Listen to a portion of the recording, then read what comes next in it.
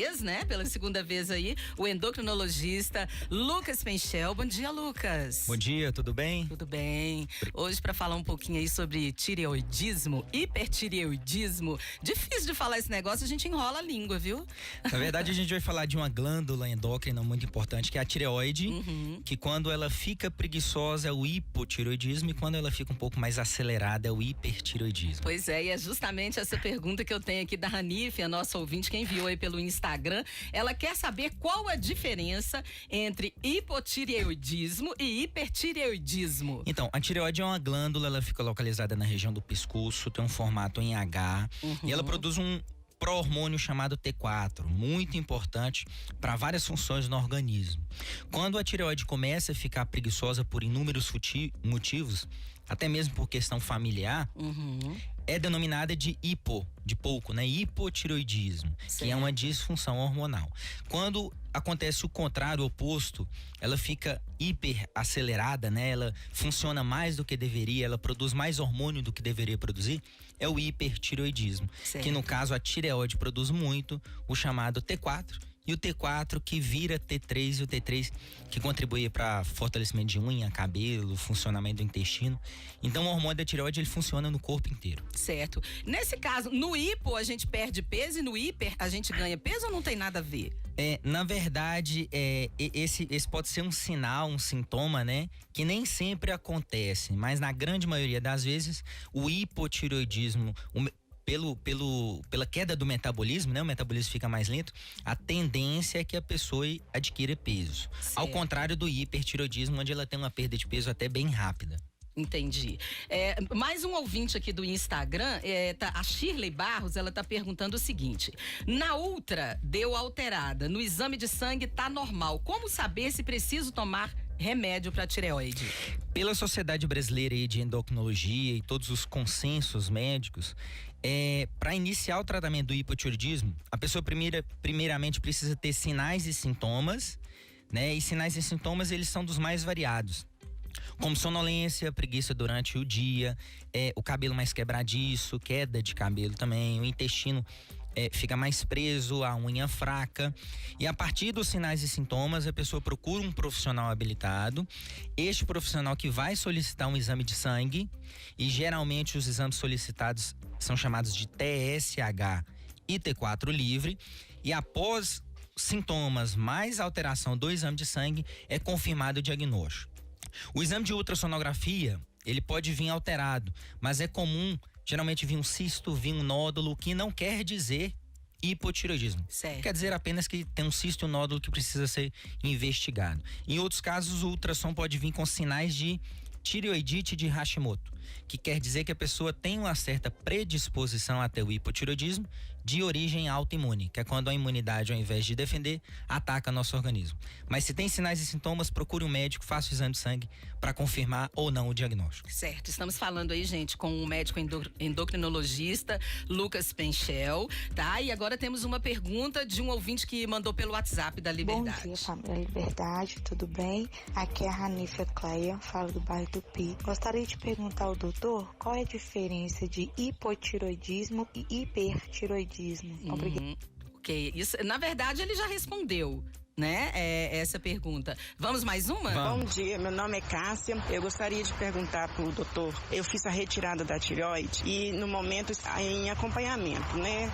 Troca de remédios, essas coisas. Eu gostaria de saber dele quais são os cuidados assim mais precisos que a gente tem que tomar após a retirada da tireoide, quais são as consequências, porque eu tenho queda de cabelo, meu humor, né, muda muito. Então eu gostaria de saber se está referente à retirada da tireoide. Bom dia. Obrigada. Certo. Então, a retirada da tireoide é chamada de tireoidectomia, que pode ser total ou parcial, ou seja, tira uma parte da tireoide ou tira ela por completo.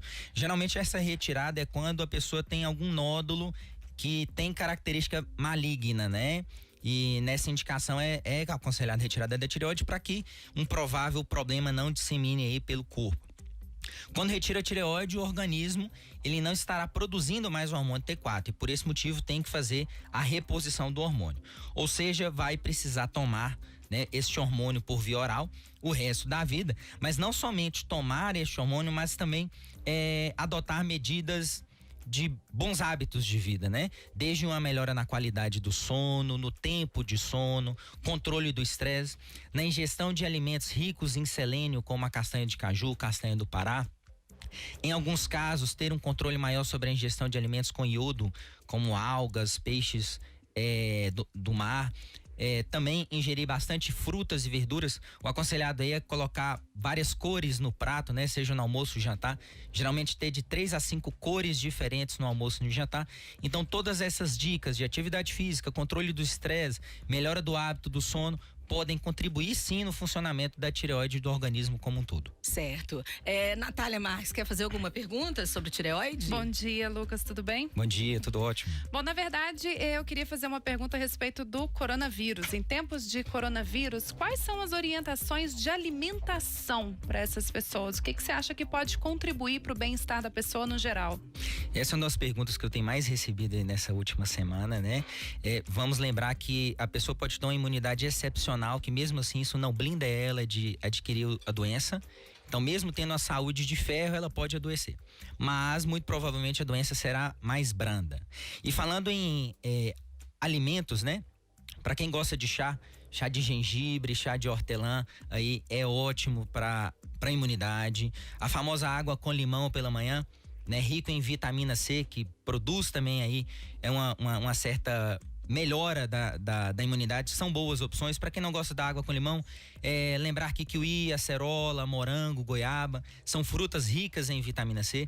Para temperar aí os alimentos, própria cebola, alho, que são ricos em um ativo chamado quercetina, que garante a imunidade. A cúrcuma ou açafrão da terra também são bons aí para temperar, né, os alimentos, são boas opções. A castanha do Pará, caju, amêndoa, são ricas em vitamina E, selênio e zinco. Zinco que tem sido muito debatido aí nas últimas 48 horas, porque o mecanismo de tratamento, do provável tratamento aí do coronavírus, envolve aí níveis ótimos de zinco no organismo. E por fim, sugerir sempre alimentos aí cozidos ou a vapor, porque esses aí conservam mais os nutrientes e é de mais fácil digestão.